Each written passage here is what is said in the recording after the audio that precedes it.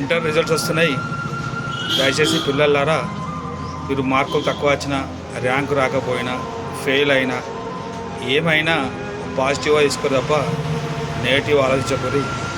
ఎందుకంటే మళ్ళీ నెక్స్ట్ మంత్లో సప్లిమెంటరీ ఉంటాయి. మీకు మార్కులు తక్కువ వచ్చినా, మీకు ర్యాంక్ రాకపోయినా నెక్స్ట్ మంత్ మళ్ళీ కష్టపడి చదువుకొని మళ్ళీ రాసుకోరు తప్ప మీరు ఫీల్ కాకూరి. ఫీల్ అయ్యి ఏమన్నా ఆత్మహత్యలు లాంటివి అవి ఏం చేసుకోకూరి. ఎందుకంటే 15 ఏళ్ళు 16 ఏళ్ళు మిమ్మల్ని కష్టపడి వాళ్ళు తినకుండా మిమ్మల్ని చదివించారు కాబట్టి మీరు అస్సలే వేరే ఆలోచన పెట్టుకోకూరి.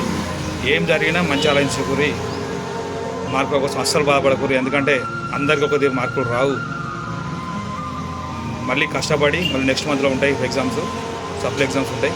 మీరు కష్టపడి మళ్ళీ మంచి మార్కులు కొట్టుకొని మీకు ఇయర్ అయితే వేస్ట్ కాదు తప్ప మీరు బాధపడాల్సిన అవసరం లేదు. అలాగే తల్లిదండ్రులారా, మీరు కూడా కొంచెం ఆలోచించి పిల్లల్ని ఏమనుకోరి. ఎందుకంటే వాళ్ళ చిన్న మైండ్ తట్టుకోలేదు కాబట్టి మీరు ఈసారి కాకపోతే నెక్స్ట్ సార్ అని చెప్పి మీ పిల్లలకు ధైర్యం చెప్పారు తప్ప మీరు వాళ్ళను వీక్గా చేయకూరి.